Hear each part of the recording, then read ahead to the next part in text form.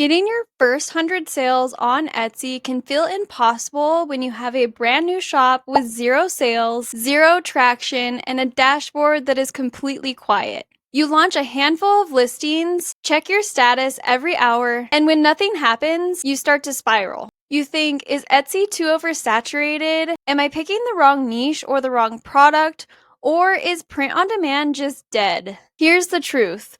Most print on demand sellers don't fail because print on demand doesn't work. They fail because they quit too soon during the slow, quiet building phase. It's completely normal not to see sales within the first month or even 3 months of your business.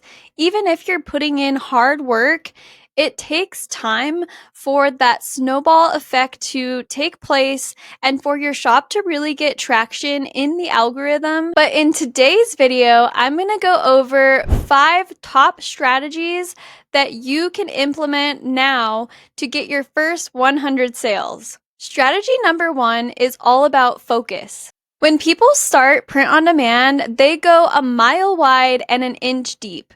What I mean by that is they choose a lot of different products, a lot of different niches, and so they're kind of all over the place. They have a lot in their shop, but they're not focusing in on one niche, one product, and going deep to really do the market research and everything there is to know to be able to gain traction. They watch a video on how to create a trendy mug. So then they go and create one listing of a trendy mug. Then they see a video about custom doormats and they go out and create a custom doormat for their shop. They're all over the place and they don't have a specific focus.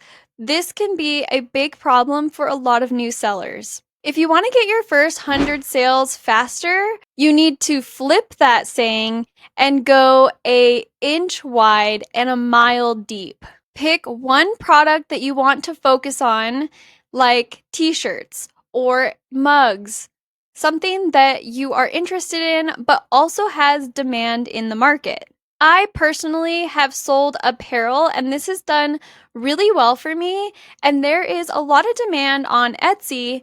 Now I know what you're thinking, that when there's a lot of demand, there's high competition and there's no room for you. But that is not true. High demand is actually a really good sign. It means that people are actively searching for this product every day, and that means that you also have a chance to get sales in this product type as long as you know how to stand out in the market by creating good designs that people actually want. So first, pick your product type.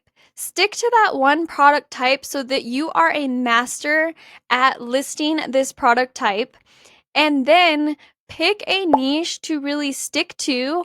I like to do at least 8 to 12 unique designs in one niche before moving on. Now, I'm not saying you have to do a niche specific store, meaning your whole shop is just one niche, like dogs, for example. I actually have a general store and I have several big niches in my store, but I only work within a few big niches. For example, the mom niche is considered a big niche, but I am working an inch wide and a mile deep. So this means that in the mom niche, I am niching down and I am finding different types of moms. I'm doing sports moms, I'm doing pet moms, I'm doing, twin moms, bonus mom. There's so many different types of moms within that one niche where you can really build upon it and really target that audience. Now, it's also okay in the beginning to try out a few niches, but what I'm saying is you want to stay focused on one niche at a time and really give it a chance in the algorithm by adding a handful or more of designs before moving on. Strategy number 2, you must validate your market before you spend hours and hours making designs. First, you want to validate the broad niche that you're in, like we were talking about, mom. So you want to do a little research in the mom niche to make sure that there's actually demand in that niche you're planning on designing for. So, for example, you're going to go to Etsy, you're going to type in mom shirt, and then you're going to look to see if there's any bestsellers, popular nows, or items that have 20 plus in the carts are all a really good sign that this niche is in demand and worth designing for. Step 2, you actually want to dig a little deeper. So, in our example of the mom niche, you want to either cross niche, which means crossing mom with another niche, typically something that the mom likes. So you could cross niche mom with a hobby. So you could do a mom who likes to knit or a mom who loves sourdough. These are great ways to stand out in the competition and find little areas where there is less competition but still in demand. So you would also want to do a quick search in, say, the sourdough mom niche to make sure that you can find at least a few that have signs of demand. Like we talked about earlier, there are bestsellers, popular nows, or 20 plus in the carts. These are all really good signs that this is worth designing for. Strategy number 3 is an absolute game changer. Now, I think this is the strategy that can really help you get to 100 sales faster. Instead of trying to find 100 individual customers and making 100 individual designs targeting those customers, you want to try to target multiple customers in one listing. So you can do this in 2 ways. You can either target a group and make them into group matching shirts so that when one customer comes to that listing, they will purchase for the whole group, getting you more sales.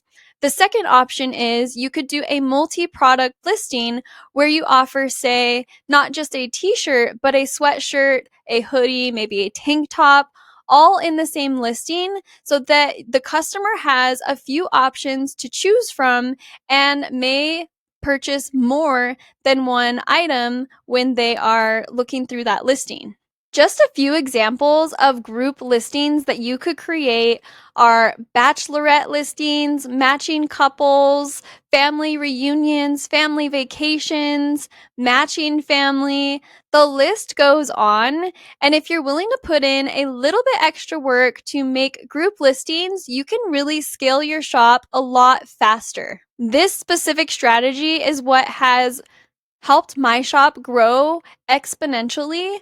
I actually accidentally discovered this when I started selling teacher shirts. I was selling grade level shirts and I realized that that was actually group shirts that teachers wanted to buy for the entire grade and they wanted to match. So I kind of got lucky and then I saw the power of group shirts, and ever since then I started actively adding more group shirts to my shop, and it has really helped scale my sales and scale my shop. Strategy number 4, and this is one that a lot of new sellers get stuck on, and that is quantity versus quality. A lot of new sellers think that they have to have a perfect design before they can list it in their shop, so they will spend hours, sometimes even a whole day, just to create one design to list in their shop. Now, quality is very important because you want a design that is high quality, trending, and something that people actually want to buy, but you don't want to spend hours and hours creating one design. Quantity is also really important, and getting more listings out in your shop consistently is what has helped a lot of top sellers really grow their shops. It's okay if your designs aren't perfect. You have to practice to get better at designing. So I want you to try not to be a perfectionist. And I know a lot of people struggle with this. I did. But I want you to list whatever you have in your shop and don't overanalyze it and be a perfectionist about it. Just get those listings out in your shop and continue to practice designing and getting better at designing and quicker. You need volume in your shop to get data and to know what is working for you and what you can double down on. So if you only have a few listings in your shop, even 100 listings, in my opinion, is still not that many listings. Most shops don't even get their first sale until they're over 100 listings or more. So don't think that you are going to just get a ton of sales by putting out a handful of new designs in your shop. Make listing goals for yourself. This is what I did in the beginning. I aimed to get 2 listings out every single day and stick to that. Consistency really is key. And again, quantity really does matter so that you can get data in your shop. So stop overthinking it and get more listings out in your shop.